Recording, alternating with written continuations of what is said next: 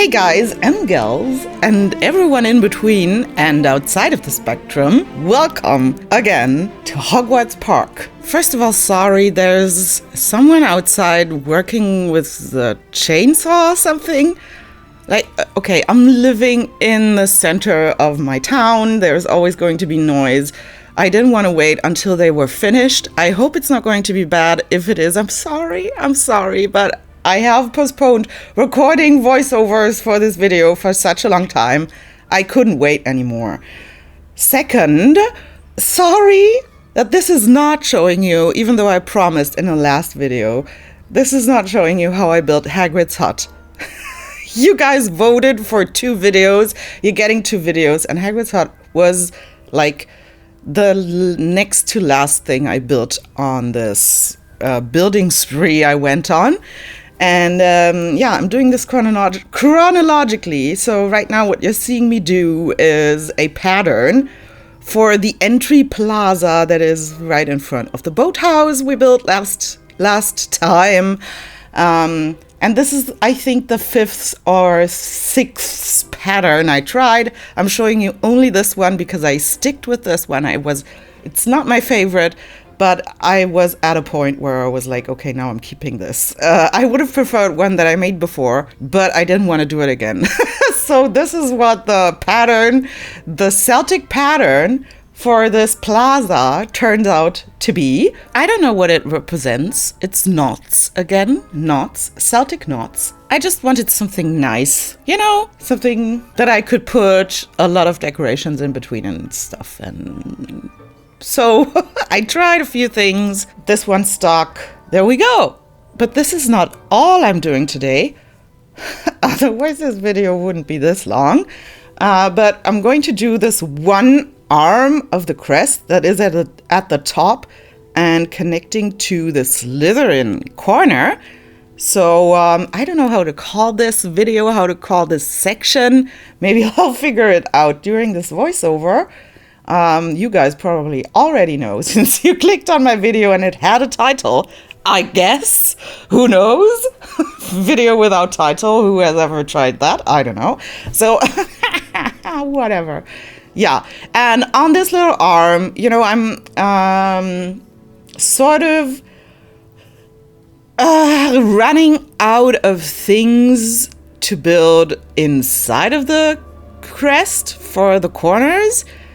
I know there are things you still want me to do, and I have ideas, so this won't be a problem.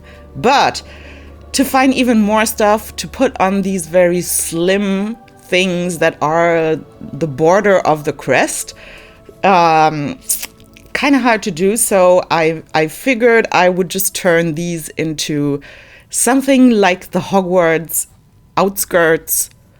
I mean, we have Hogsmeade like at the center, and the Forbidden Forest that already does something like what I have in mind for these arms, these borders of the crest. The outskirts of Hogwarts, you know, there still will be like the occasional little cottage hotel and some amenities and maybe some landing platforms, stuff you would find like outside of Hogwarts. Bibo has something to tell about that, but okay. Bibo, was los? Okay. Whatever. So this is what we're doing. And since this is connected to the Slytherin corner, this arm, I mean, I'm going to give the 2 cottage hotels I'm building there and some of the amenities. I don't think I gave all of them like Slytherinish colors. So I'm working with greenish blue stuff. To, you know, show that the people living on this strip of outskirts of Hogwarts share or are affiliated, or I don't know, feel they are feeling a connection to Slytherin. So that's why they decorate in Slytherin colors. I mean, people for some reason are proud to be whatever house of Hogwarts, even after they go to school. So, you know, it makes only sense to have them, like, show their colors, their pride, and whatever, proud of their colors. There you go. Okay, now that I've said that, and you watch me decorating the entry plaza that I first tried to just make nice and find combinations that I hadn't used before of decorations, which is like, you know the drill. You're probably doing the same thing. Every day you build, or at least every time you go into the game to build something. Yeah. But then I realized, you know, it's sort of the secondary main entry plaza. And the first one is like leading up to my God. So the first one I made opens up to the Sleeping Dragon courtyard, since like the motto of Hogwarts is never tickle a sleeping dragon. And I remembered that at some point, and then thought I should maybe incorporate some dragon skeletons into this plaza too, you know, to sort of stick to the corporate message thing. And that's about all I have to say about this. So let's get to whatever I'm going to talk about. I know what I'm going to talk about. This video is going to be, this is my political statement. I never wanted to do a video like this. I always think, like, you know, don't talk about it, just have your actions speak for themselves. But apparently my actions have been sending mixed messages. So I'm here to correct this. And I don't care. If you don't like what I have to say, just, you know, there is multiple ways you could find to ignore me, to block me, to whatever, to not watch my videos again. But here we go. So, you might have noticed that my introduction was different from what I usually do, the hey guys thing.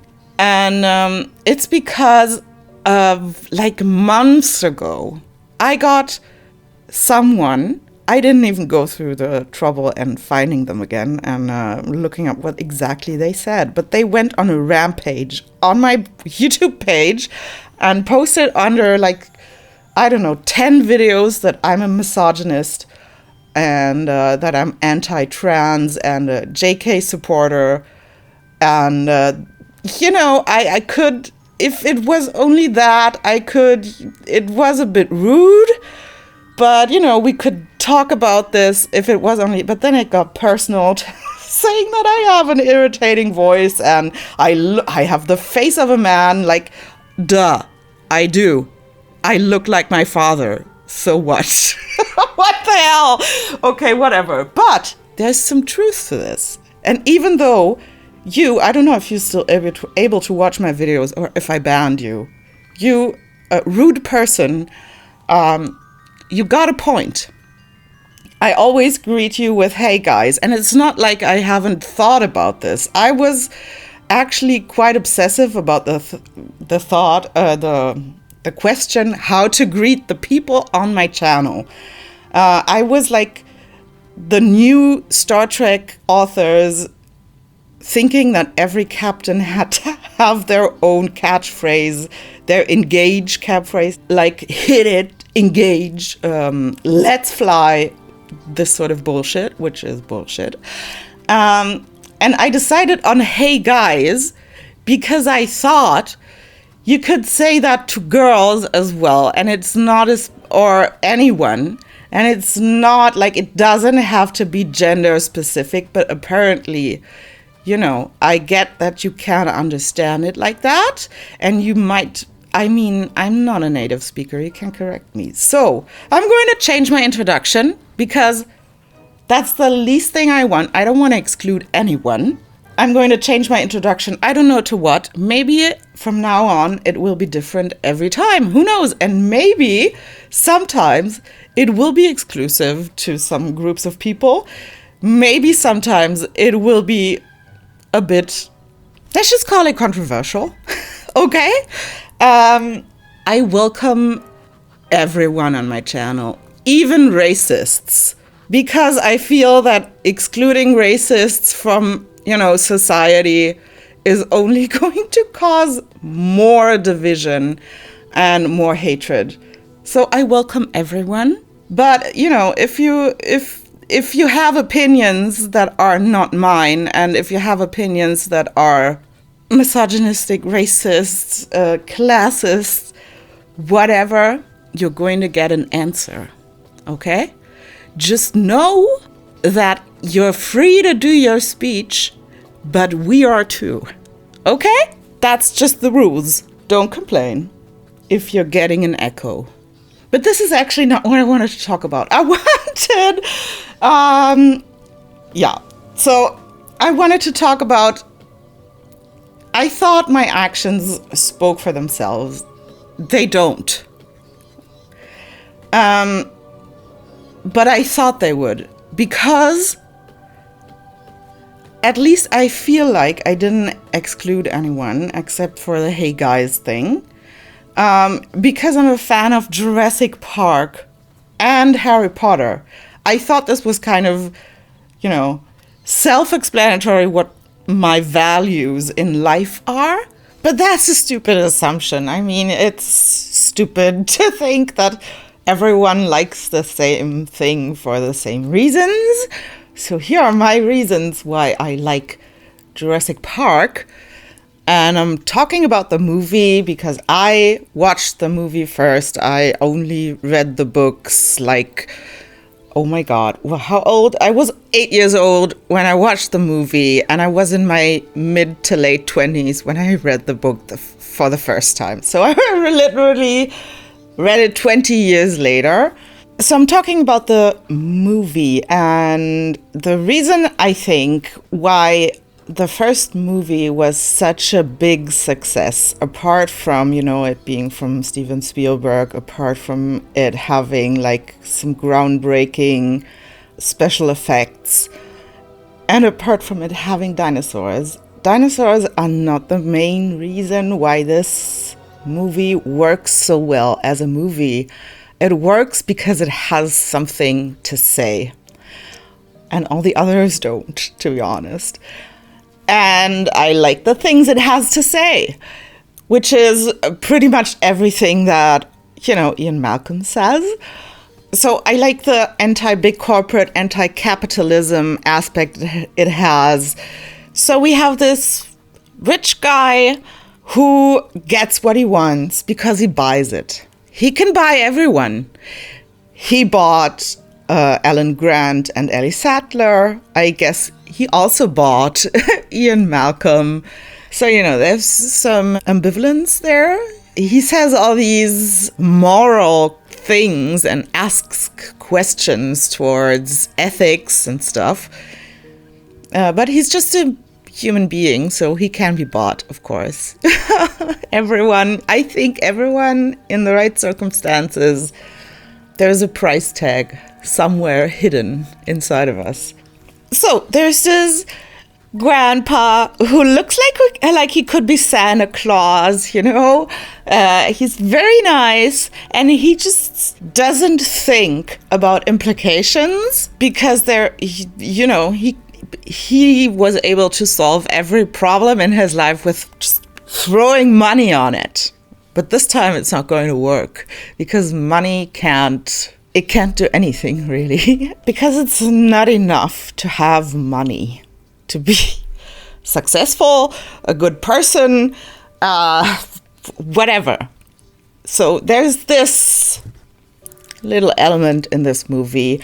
Of course, there is I studied philosophy at university, so I, of course, drawn to the question, if you should do it. Don't ask yourself if you can do it, but if you should do it.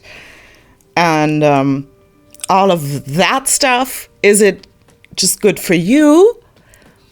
Or is it actually good for society, for the ecosystem, for the planet, for mankind, for the community, or for your family, or is it just good for you and your paycheck?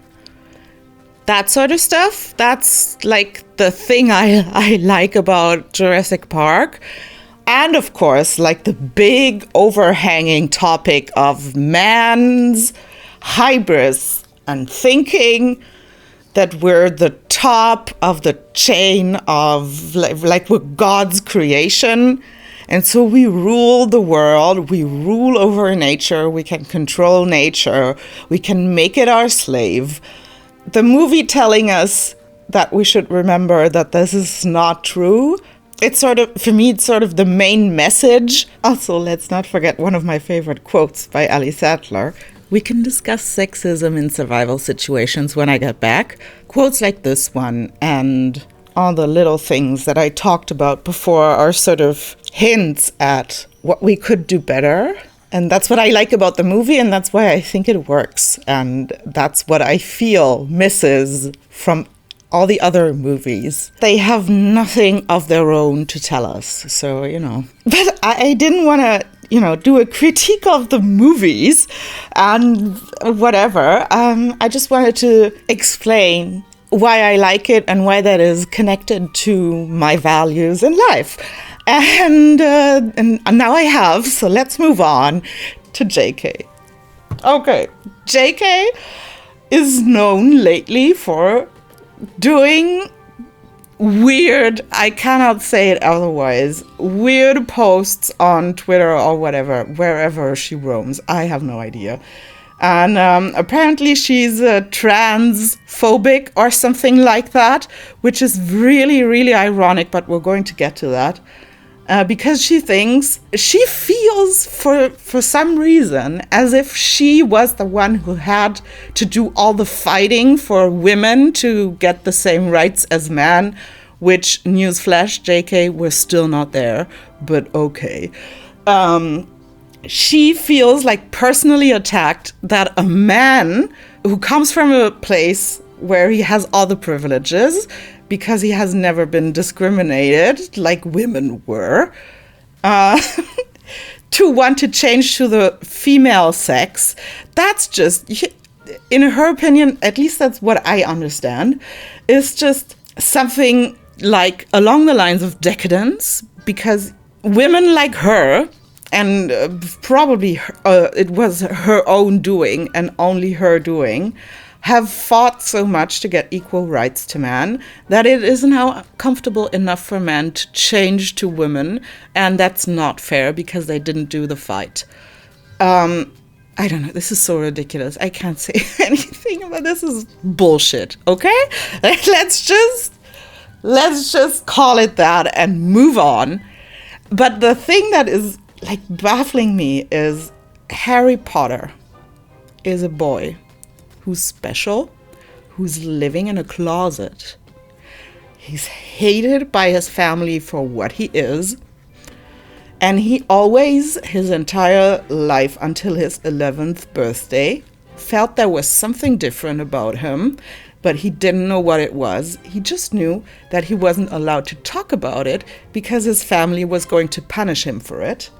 And only until his 11th birthday finds out that he really is special and different.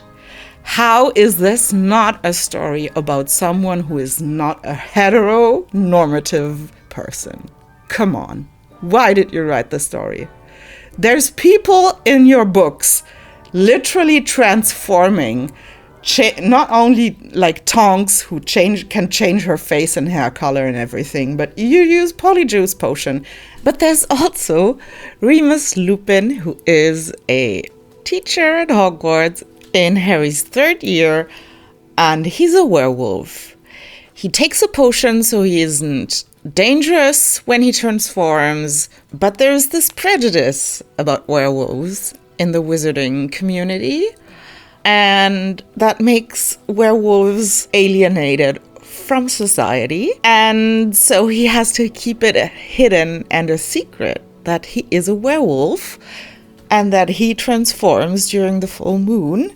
And I mean, the whole thing that crazy conservative people narrative that people are spreading is that children are getting sex changes in preschool and that they are being taught to be gay and all of that stuff. That wasn't a thing back then.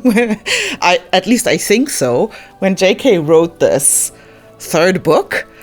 But it's a perfect analogy to it, because what happens is that Remus Lupin gets found out to be a werewolf, and so he quits before he gets fired, because he knows that parents won't be okay for a werewolf to teach their kids, because they're afraid that he would spread his disease. And I know being trans or anything apart from the heteronormative person is not the same thing as being a werewolf, but could be a good metaphor for what people who are alienated from society, because they are not like the good classic, the textbook family living in their little brick house with their little white picket fence, with a son and a daughter, a husband and a wife, probably a dog, and everything's fine. Everything always looks neat and tidy, and they are so proper, and everything's just perfect. There are so many little side stories that tell you, like with Luna Lovegood as well. I mean, Harry's called a freak by his family. Luna's being called a freak within the wizarding community. And what the books tell us, that even the freakiest freaks will find their crowd, and there's a place for everyone.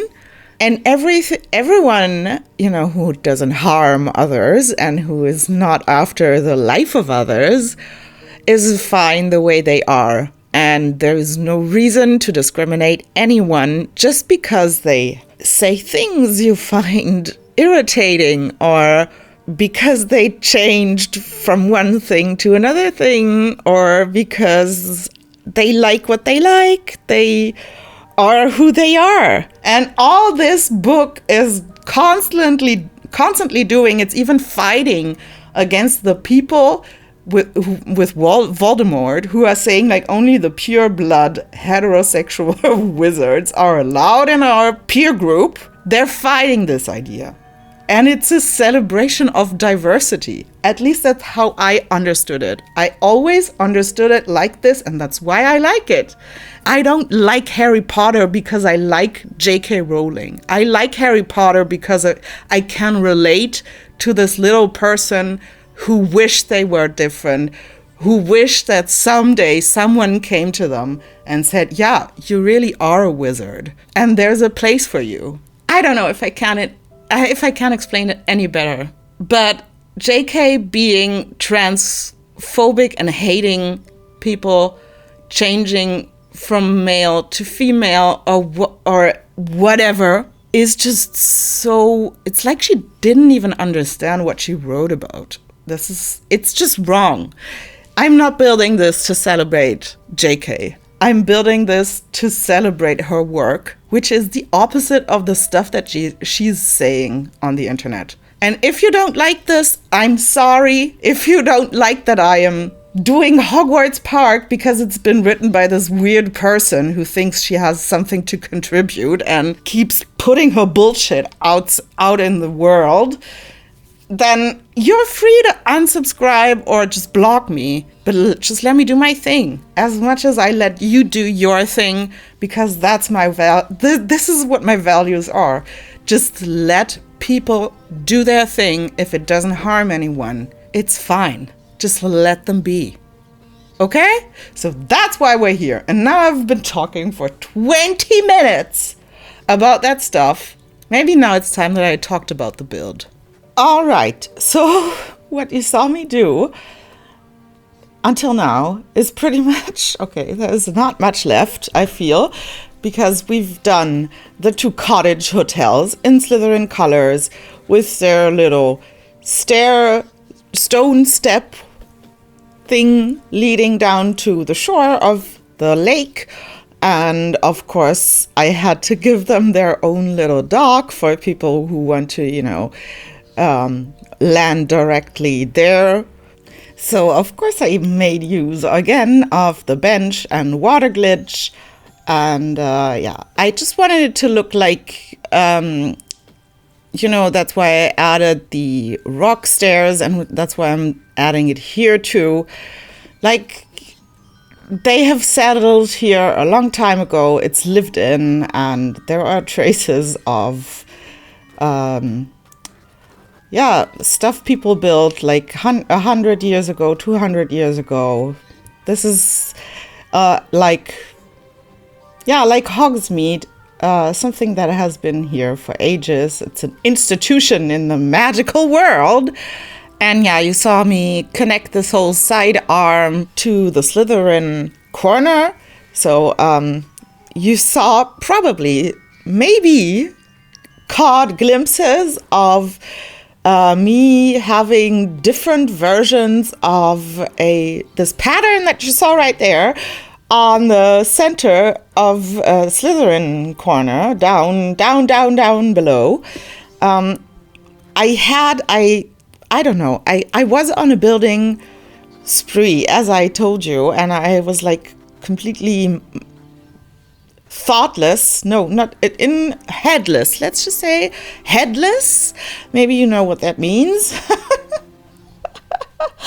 And so I was like all over the place, and I started to try not only 5 different patterns for the entry plaza, but also for the Slytherin common room, because for some reason I was like, doing these arms is not enough for an episode. It's so un-Hogwartsy, and I felt like I had to add something more.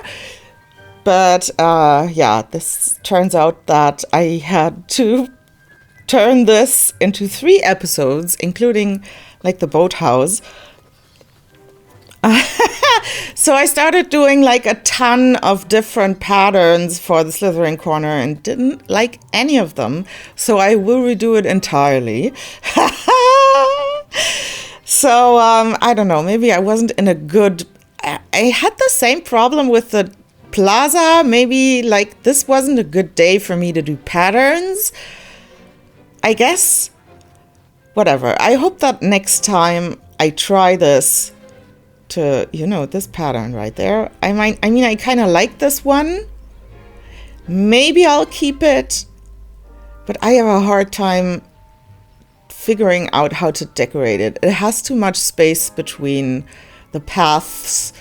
Doesn't feel, I want to give everything. Oh, maybe not. Maybe it's a good idea. I want to do lots of dungeony aesthetics down in the Slytherin corner, because they're situated in the dungeons of Hogwarts.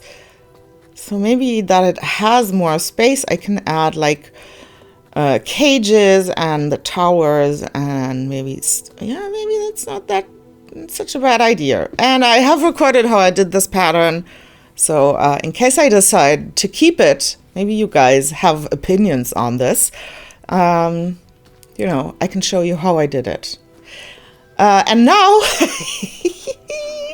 I'm decorating these little cutouts I have here. This is a repetition from the pattern I used leading up to the owlery. And of course I had to decorate it differently, because I had to make use of the fact that this is not on a slope like the one leading up to the owlery. So I put a ton of benches there. Like, this is a nice little overview section. It's cozy.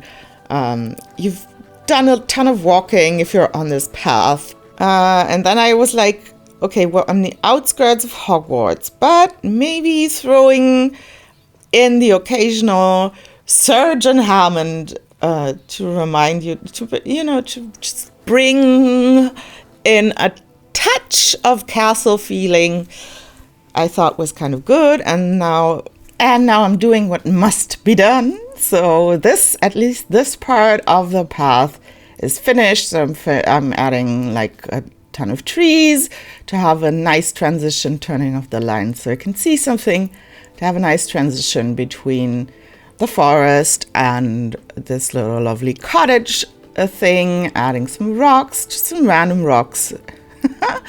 And also adding this little path divider, very simple, with just, you know, these few pieces of decoration to have, as I said, some sort of divider of the path, something that makes it a little bit more interesting.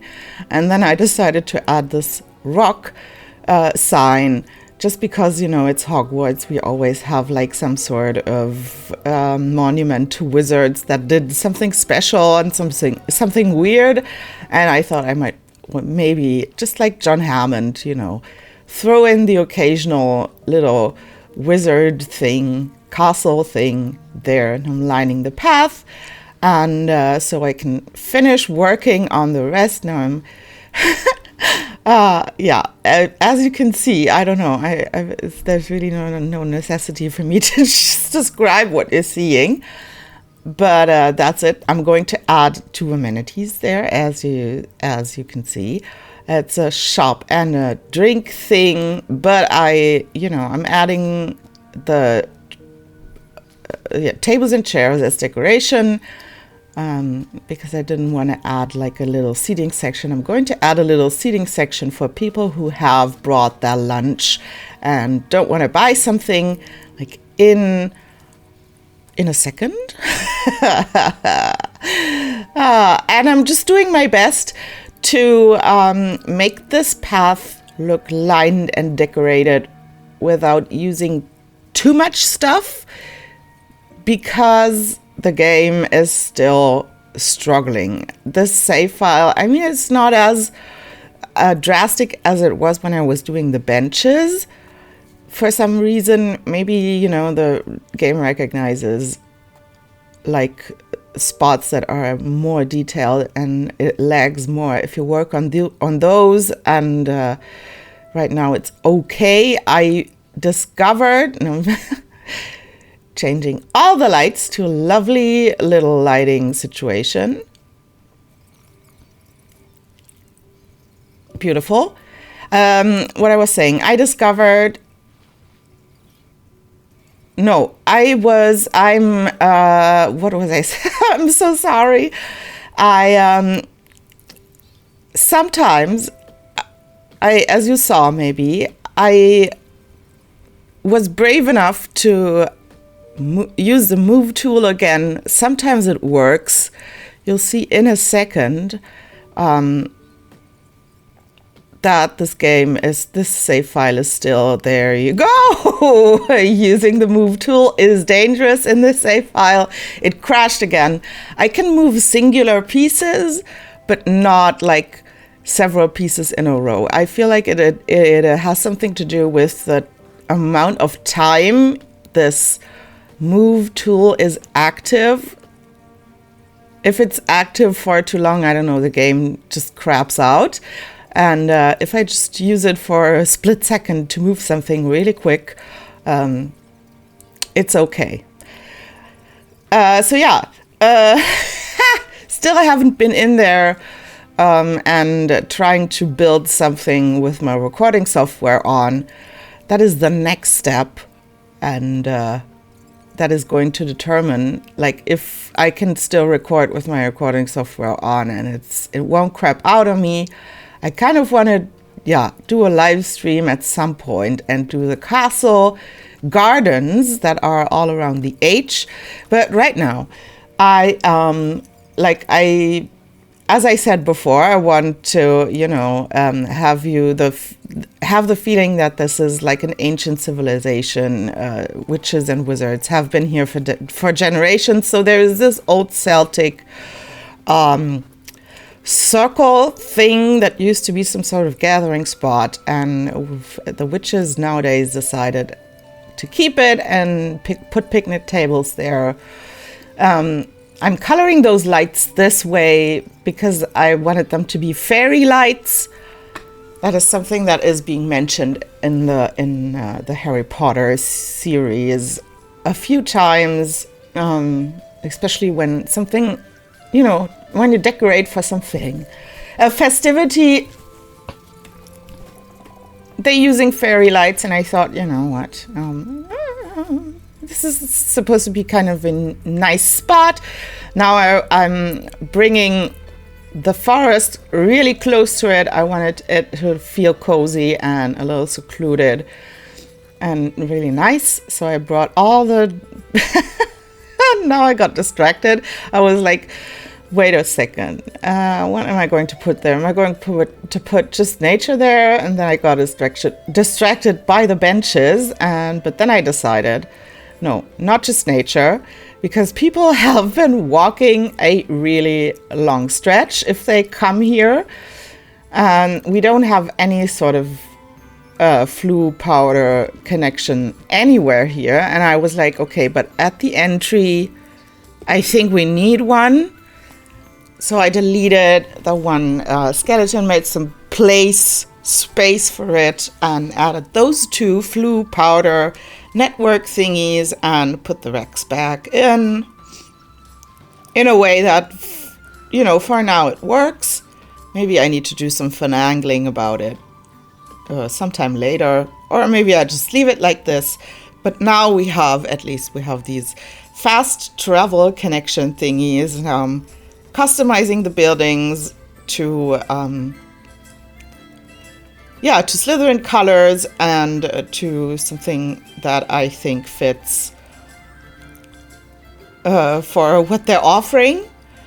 I took the easy route. I went for signs that have green in them, and then I just picked colors that originate from the signs to, you know, make it easy on me. Just reuse colors that these signs offer on their own. Slytherin amenities, perfect. And